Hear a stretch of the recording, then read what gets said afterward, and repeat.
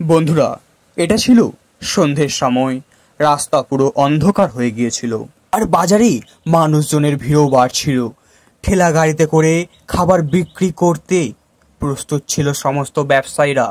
এই ভিড়ের মধ্যে একটা সাধারণ দেখতে মহিলা ফুচকার দোকানের সামনে দাঁড়িয়েছিল সিল্কের কাপড় পরে।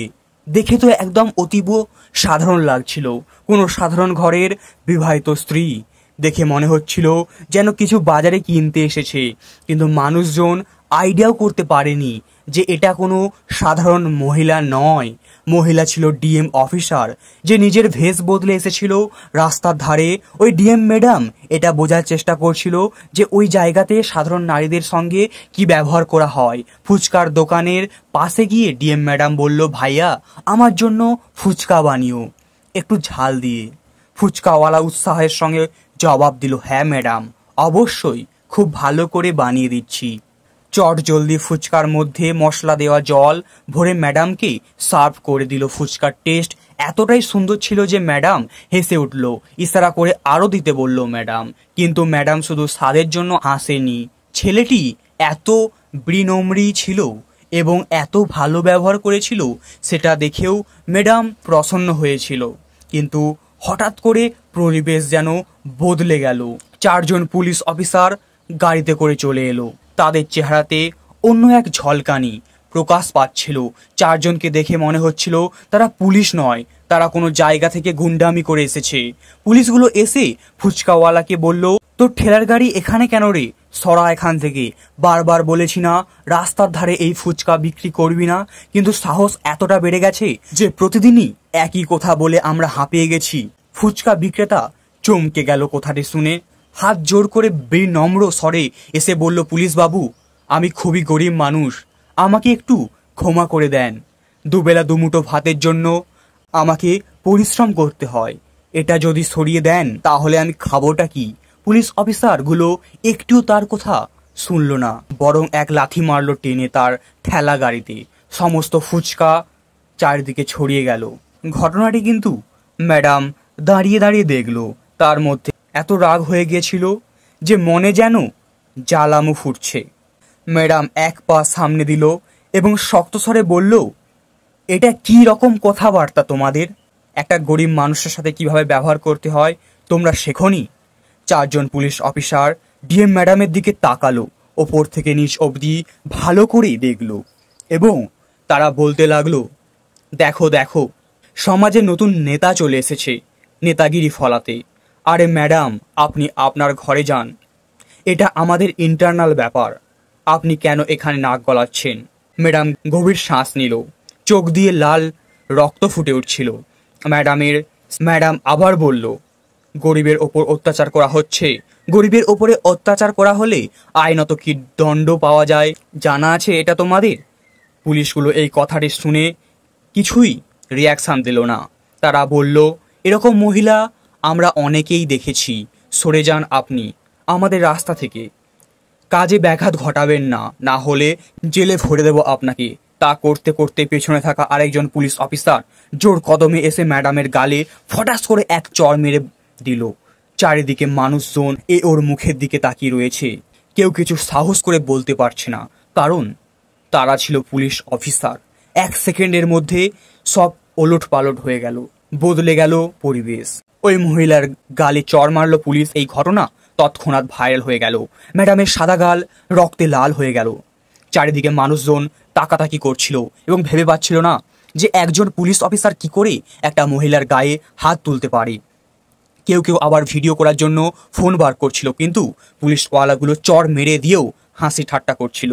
উল্টো দিকে আবার 3 নাম্বার পুলিশ অফিসার এসে ডিএম ম্যাডামের হাত ধরে টেনে হিজড়ে সেই জায়গা থেকে সরিয়ে দেয়। বিরাট এসেছিল আমাদেরকে আইন শেখাতে, না চল যা এখান থেকে, এই কথাটি বলে সে ধাক্কা মেরে ফেলে দেয় ম্যাডামকে। উল্টো দিকে আরেকজন পুলিশ অফিসার পেছন থেকে বলতে থাকে, এই মালটাকে থানায় নিয়ে যা। তারপর দেখছি ওর কত সাহস হয়েছে। এবার ডিএম ম্যাডাম মনে মনে ভাবল, এবার আর সহ্য নয়, নিজের আসল রূপ এবার ধারণ করতে হবে, নিজের আসল আইডেন্টিটি এবার এদেরকে বলতে হবে, না হলে এরা থামবে না। কিন্তু পরবর্তী ক্ষেত্রেই ম্যাডাম চুপ করে গেল। কিন্তু ম্যাডাম আবার এটাও ভাবল যে যদি এখন আমার আইডেন্টি এদেরকে বলে দিই, তাহলে এরা ভয় আবার কিছুই বলবেই না, এরা ভালো মানসিকতা দেখাতে শুরু করে দেবে। কিন্তু আমি দেখতে চাই সাধারণ মহিলাদের ওপর এরা কি অত্যাচার করে। আমাকে নাটকটা আরও একটু বাড়িয়ে নিয়ে যেতে হবে। পুলিশ অফিসার জোর করে ওই মহিলাকে ডানা ধরে গাড়িতে বসিয়ে নিল এবং রাস্তায় নিয়ে যেতে যেতে অনেক নোংরা কোথাও মহিলাকে বলল। দু একজন পুলিশ আবার পেছন থেকে বলতে লাগে যে এত সুন্দর মহিলা একা কেন বেরিয়েছে বাজারে। আবার আরেকজন বলে মালটা মনে হয় খুব সিয়ানা মাল, বড় লোকের বাড়ির বউ হতে পারে, কোনো নেতার সঙ্গে হয়তো পালিয়ে এসেছে। পাশ থেকে আরেক পুলিশ অফিসার বলল আমাদেরকে আবার আইন শেখাতে এসেছিল। হ্যাঁ দেখ এবার কত ধানে কত চাল, দেখি তোকে থানায় নিয়ে যাই, তোর কটা বাবা আছে প্রমাণ হয়ে যাবে। ম্যাডাম কিন্তু সমস্ত কথাগুলো মন দিয়ে শুনছিল, কিন্তু সে কিছুই বলল না। থানাতে ম্যাডামকে নিয়ে আসতেই ধাক্কা মেরে লকআপের মধ্যে বন্দি করে দেয়। লকআপের অবস্থা এতটাই খারাপ ছিল যে সেখান থেকে কোনো প্রাণীও থাকতে পারবে না। মানুষ তো দূরের কথা, চারিদিকে গন্ধ, মশা এবং এদিক ওদিক পোকামাকড় ঘুরে বেড়াচ্ছিল। নরকের থেকে কম কিছু ছিল না সেই জায়গা। দেওয়ালের মধ্যে লাল লাল পানের পিকের দাগ লেগেছিল, পেছনের দেওয়ালে আবার প্রস্রাব করার ধারাও লেগেছিল। তবে সব থেকে অবাক করা ঘটনা হচ্ছে ওই জায়গাটিতে আগে থেকেই 5টা মহিলা বন্দি ছিল। তাদের মধ্যে সকলের মুখগুলোকেই দেখার মতো অবস্থায় ছিল না। লকারে ঢোকাতেই ওই ডিএম ম্যাডামকে বাকি মহিলাগুলো প্রশ্ন করে উঠল, বোন তোকে কেন ধরে এনেছে, একটু গল্পটা শোনাতো আমাদেরকে। ডিএম ম্যাডাম গভীরভাবে নিঃশ্বাস নিয়ে আস্তে আস্তে মৃদুস্বরে বলে উঠল, গরিবের সাহায্য করার জন্য ভুল করে ফেলেছি আমি। দ্বিতীয় মহিলা আবার বলল, হ্যাঁ রে বোন, তুই ঠিকই বলেছিস, আমাদের মতো গরিব মহিলাদের এই দেশে কোনো জায়গাই নেই। পুলিশগুলো আমাদেরকে মানুষ হিসেবে মনে করে না।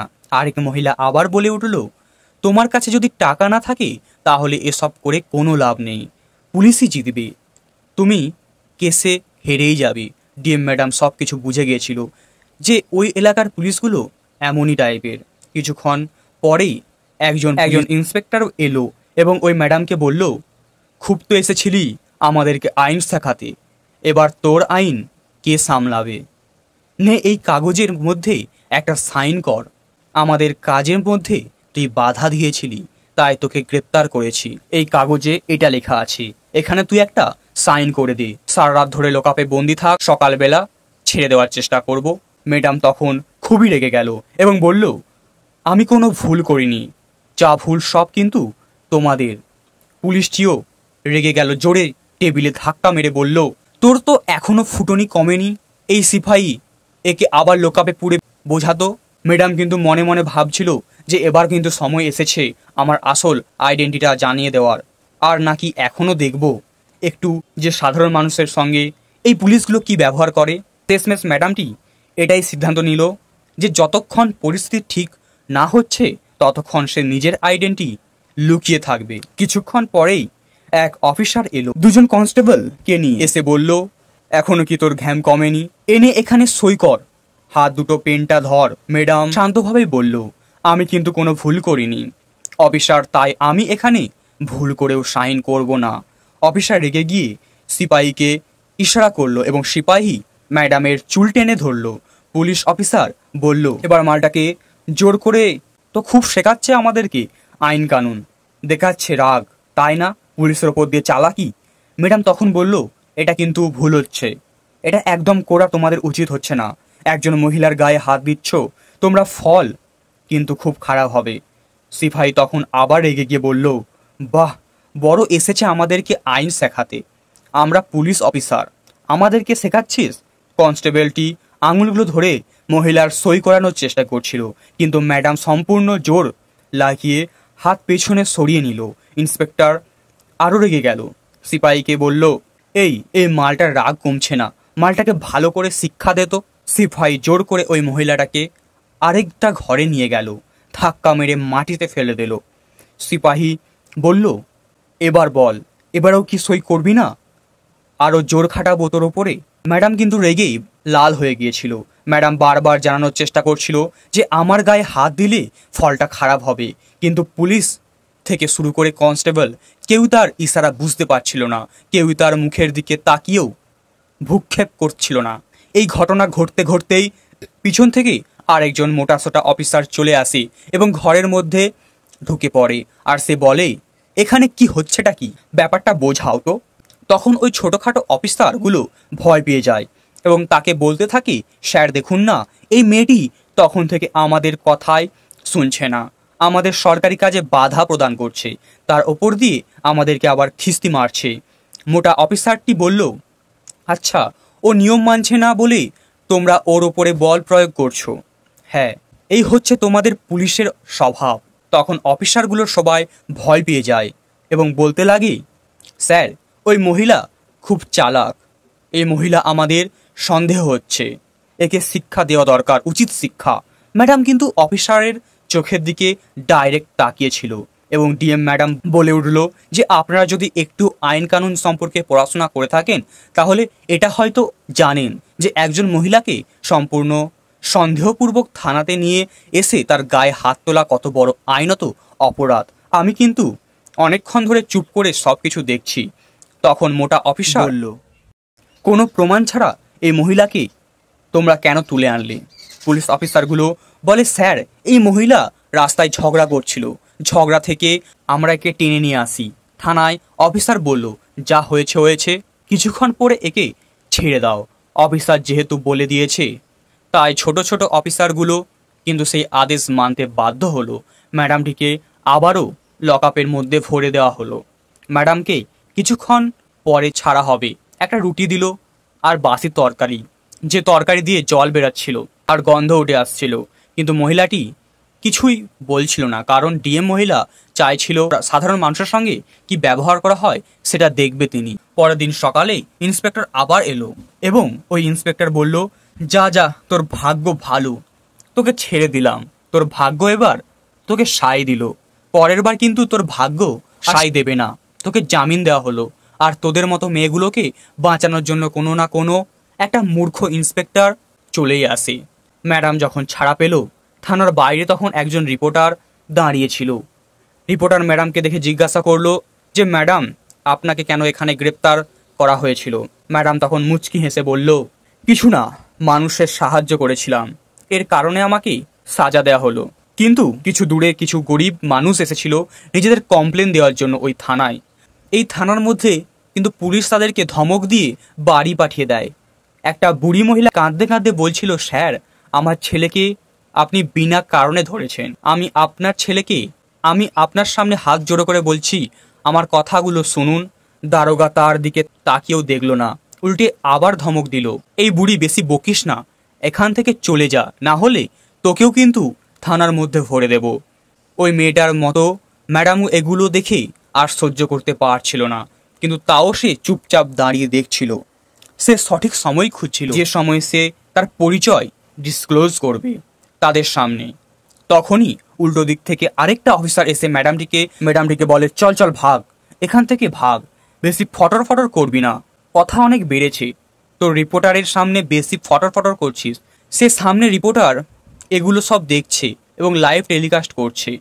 পত্রকার তখন পুলিশ অফিসারকে জিজ্ঞাসা করলো, এই ম্যাডামকে জামিন দিয়েছে? পুলিশ অফিসার বলল, তোর বাবা জামিন দিয়েছে, চল হট এখান থেকে। তারপর সেই পত্রকার পুলিশ অফিসারকে বলল, পুলিশ অফিসার হয়ে কেন এরকম বকছেন? এরকম মুখের ভাষা আপনাদের থেকে আশা করিনি। এবং সে পত্রকার ম্যাডামকেও জিজ্ঞাসা করে, ম্যাডাম আপনাকে কেন গ্রেপ্তার করা হয়েছিল এবং আপনার সঙ্গে কি ভালো ব্যবহার করা হয়েছে? এবার কিন্তু ডিএম ম্যাডাম নিজের পকেট থেকে ফোন বার করে একটা লোককে ফোন বের করে ফোনের ওই পার থেকে শব্দ আসে, হ্যাঁ ম্যাডাম বলুন, কি আদেশ আছে আপনার জন্য? যখনই ম্যাডামের ওই পার থেকে বলল যে ম্যাডাম কি আদেশ দেবেন, এই কথাটি শুনেই কিন্তু সেখান থেকে সমস্ত পুলিশ অফিসারদের কপাল দিয়ে ঘাম পড়তে লাগলো। কিন্তু অফিসার সিপাহীদেরকে জিজ্ঞাসা করলো, কি ব্যাপার রে, এই মেয়েটি কি বড় অফিসার? সিপাহী তখন বলল, স্যার আমি তো জানি না, আমি ভেবেছিলাম কোনো সাধারণ মেয়ে হবে তাই তুলে এনেছি, কিন্তু এখন তো মনে হচ্ছে বড় সড়ো কোনো লেভেলের অফিসার। ম্যাডাম তখন ফোন করে ওই ছেলেটিকে আদেশ দিল 5 মিনিটের মধ্যেই সম্পূর্ণ ডিএম এর টিমকে নিয়ে পুলিশ থানায় চলে আসো তোমরা। আর এই কথাটি শুনেই সেখানে থাকা সমস্ত ইন্সপেক্টরদের কপাল দিয়ে ঘাম ছুটতে লাগলো। চারিদিকে মানুষজনের মধ্যে হইচই শব্দ শুরু হয়ে গেল। 5 মিনিটের মধ্যে সাইরেন বাজাতে বাজাতে 6-7টা গাড়ি চলে এলো। ওই থানার পাশে সমস্ত পুলিশ গাড়ি থেকে নেমে আসলো। পুলিশগুলো লাইন দিয়ে বন্দুক নিয়ে দাঁড়িয়ে গেল। আর সেই সময়ে ম্যাডাম দুপা আগিয়ে দিয়ে গলা উঁচু করে বলল, আমি এই জায়গার ডিএম অফিসার। এই কথাটা শুনেই সেখানে থাকা সমস্ত পুলিশ অফিসাররা ভয়ে কোথায় লুকাবে জায়গা পাচ্ছিল না। মুখ থেকে একটা শব্দ বেরাচ্ছিল না, চোখ খোলারও সাহস ছিল না। তাদের যে পুলিশ অফিসারগুলো কাল অবধি ডিএম ম্যাডামের গালে চড় বসিয়েছিল, সেই পুলিশ অফিসারের রক্ত হিম হয়ে গেছিল। ডিএম ম্যাডাম এবার গলা খুলল, নিজে বলল যে আমি এলাকায় এসেই দেখতে পেলাম সাধারণ মানুষের সঙ্গে পুলিশ এখানে কিভাবে ব্যবহার করছে। গরিব কোনো মানুষের কথা শোনা হয় না, মহিলার সঙ্গে বাজে ব্যবহার করা হয়। আর পুলিশ এখানে সবসময় নিজেকে ভগবান মনে করে। কিন্তু এখন আর এসব চলবে না। ইন্সপেক্টর হাঁটু গেড়ে ম্যাডামের পা চেপে ধরে কাঁদতে লাগলো, হাউমাউ করে। সে, ম্যাডাম আমাকে মাফ করে দিন, আমি জানতাম না আপনি ডিএম ম্যাডাম। রেগে গিয়ে কড়া সুরে বলল, আমি যদি ডিএম না হতাম তাহলে কি তোমরা এই ব্যবহার আমার সঙ্গে করতে? গরিব মহিলার সঙ্গে কি এরকমই ব্যবহার তোমরা করো? যে পুলিশ অফিসারগুলো কাল অবধি ম্যাডামকে আজে বাজে কথা বলছিল, সেই পুলিশ অফিসারগুলোই হাত জোড়ো করে ম্যাডামের পায়ের সামনে গোল হয়ে বসেছিল। ইন্সপেক্টরের ঠোঁট কাঁপছিল, চেহারা দিয়ে ঘাম পড়ছিল, হাত পা থরথর করে কাঁপতে লেগেছিল। তারা বারবার বলছিল, ম্যাডাম আমাদেরকে ক্ষমা করে দিন, আমরা ব্যাপারটা বুঝতে পারিনি, কোথাও যেন একটু ভুল হয়ে গেছে। কিন্তু ডিএম ম্যাডাম তাদের কথা শুনে একটুও নমনীয় হয়নি, আগের মতোই রাগান্বিত অবস্থায় ছিল। ডিএম ম্যাডাম তখন বলল, আমি যদি না হতাম তাহলে কি তোমরা আমাদেরকে এইভাবে অপমান করতে, আমাকে এইভাবে গায়ে হাত তুলতে, আমাকে এইভাবেই গালে চড় মারতে, আমাকে এইভাবেই ওই নোংরা জায়গায় এনে ফেলে দিতে? সেখানে থাকা সমস্ত অফিসারগুলো ভয় পেয়ে গেছিল, কিন্তু কিছু কনস্টেবল ভয় পায়নি। হয়তো তারা এখনো বুঝতেও পারছিল না তারা কত বড় বিপদে ফেসে গেছিল। ডিএম ম্যাডাম আরেকজনকে ফোন করে তৎক্ষণাৎ আদেশ দেয় যে সমস্ত পুলিশ অফিসারের নামে এখানে কেস করে দাও এবং তদন্ত শুরু করো। এই জেলাতে কোনো সাধারণ নাগরিকের ওপর আর অত্যাচার হবে না। পুলিশ অফিসারগুলো বুঝতে পেরেছিল তাদের সারা জীবন শেষ হয়ে গেল, কেরিয়ার পুরো নষ্ট হয়ে গেল। পত্রকার কিন্তু ওইদিকে আবার লাইভ রিপোর্টিং করছিল সম্পূর্ণ ঘটনাটি। পত্রকারের সামনে গিয়ে ডিএম ম্যাডাম বলল, আজকে আমি নিজের চোখে দেখেছি এই এলাকার মানুষের সঙ্গে পুলিশরা কি ব্যবহার করে। ছেলে মেয়ে মানামানির কোনো সিন নেই। এটা পুলিশের সেবা নয়, এটা পুলিশের গুন্ডামি। কিন্তু এবার আমি আসার পর আর এখানে কোনো রকম অন্যায় হবে না। এই কথাটি শুনেই সেখানে থাকা গরিব মানুষগুলো দৌড়ে সেই ম্যাডামকে বলতে লাগলো হাত জোড়ো করে যে, ম্যাডাম জানেন মিথ্যে কেসকে ফাঁসিয়েছে এখানকার পুলিশ, আমাদেরকে আমার ছেলে টোটো চালিয়ে খেত, সেই ছেলেকে জেলে ভরে দিয়েছে, আমার বরকে মার্ডার কেসের আসামি হিসেবে